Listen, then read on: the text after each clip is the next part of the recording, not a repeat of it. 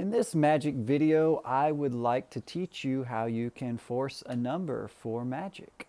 Depending on the magic trick you're using, sometimes a force might be necessary. I did an Acon video, a card at any number with mnemonica stack, and I'll probably make an updated video of that, where it can be really handy if you can force a number on somebody and make it look like a miracle. So I wanted to cover some of the ways that I would go about forcing a number, some of the different methods that I would use. The first one is it involves, this is kind of my favorite, you have to have one of these type of watches. And I believe I've seen Richard Osterlin use this before, this method before. So this is actually pretty advanced. This goes back, I believe, into the early 1900s. But what you do is you have to have one of these watches where you have a little knob here on the side. You can pull it out and you can spin the hand, right? So what you do essentially is you pull it out. You've got this watch and you say, look, I'm going to turn the dial. Or when you turn the dial, you notice that the watch hand moves, correct? And then you tell them that you're going to put it face down, and that they're going to spin the dial. And then wherever it lands, that's the number that we're going to use. Secretly, what you do is you set the hand to wherever you want. So let's say we want to force the number 20. So we show them it spins, and then we get that hand set into the position of the number 20, you know, based on how a clock works. That's the minute hand. So we've got the minute hand pointing at number 20. And then secretly what we're going to do is just push that button in as we go to turn the watch upside down to have them spin it. And so they won't really know the difference. So they'll be spinning it. But once that watch hand is pushed in, now you can see it's not spinning it anywhere. So now it's stuck on that 4, or it's stuck on the what'll represent the number 20. So they'll go and they'll spin it, and then you will pretend to push the button in and look at it. I've also seen methods where they'll try to actually make the noise where they're clicking the watch in. I don't think that's really necessary. But now you've got it on the number 20. So you force the number 20, and for a card at any number with mnemonica stack, that's a perfect thing, perfect way to force a number, because you can go, since there's 60 minutes on a watch, you can go all the way up to number 52, you know, 1 to 52 fairly easily, and force that number. Another thing that you could do, and you could also get up to 52 with this as well, this is called the toxic force. So it uses the calculator on your phone. I think you could probably do this also with like a standalone calculator, not just your phone. But basically what you do is you put the number in that you want to force. This is like done in secret, not in front of them. And then you spell out what would be toxic. That's how you remember it, Toxic. So that's going to be the plus, then the 0, the multiplication button, then the 1, and then C is the clear button. And now it's all set up where it shows 0, and only thing is that the multiplication thing is lit up, but maybe they won't notice that. And then you just ask.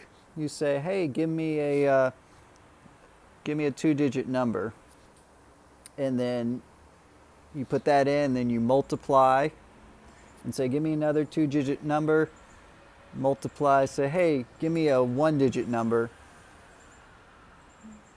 and then you hit equals, and it'll come back to that original number that you had up there.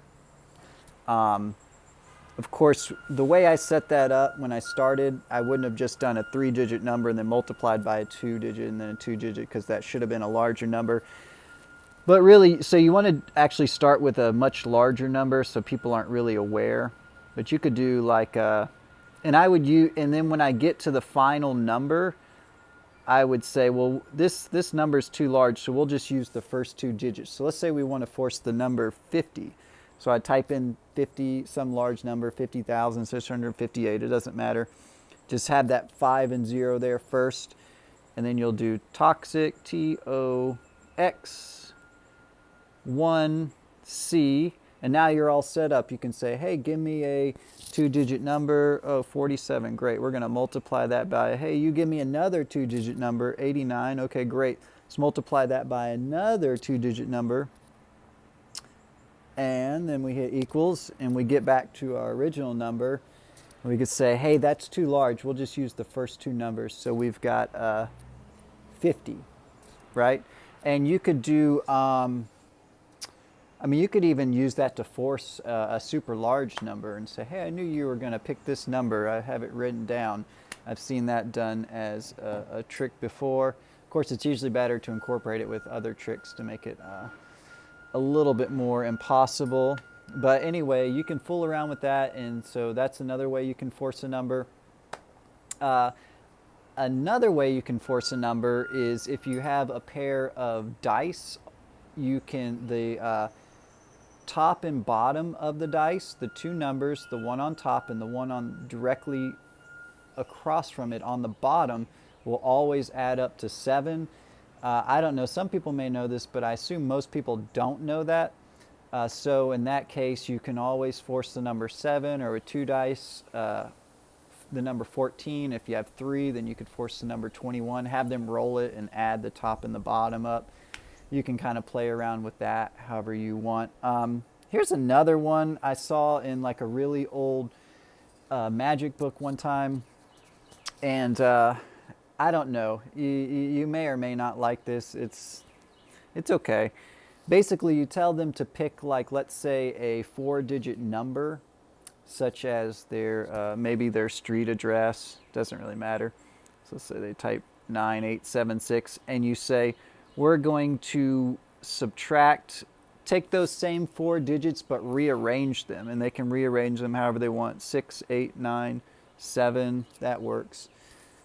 And then equals, and then if you add those, whatever the answer is, if you add those numbers up, you get 2 plus 9 is 11, plus 7 is 18, I believe, plus, plus 9 is 27, and then if you add those two digits together, it equals 9. I believe that always works. Of course, I haven't tested it, but I've heard that's the way. That's how you can force the number 9 on people. So if you're in a place where you need to force the number 9, there you go. You got one way to do it. I have another method involving change in the pocket, and I may come out with that. That's a little bit more advanced. I may come out with that in a future video. But just for the sake of keeping this as short as possible, I will leave you with those number forces. Let me know if you like those, or you plan on using them, or if you have any questions or have requests for new videos. And give this a thumbs up, guys, if you found this helpful, and go ahead and subscribe, and let me know what you think down in the comments. Thanks for watching.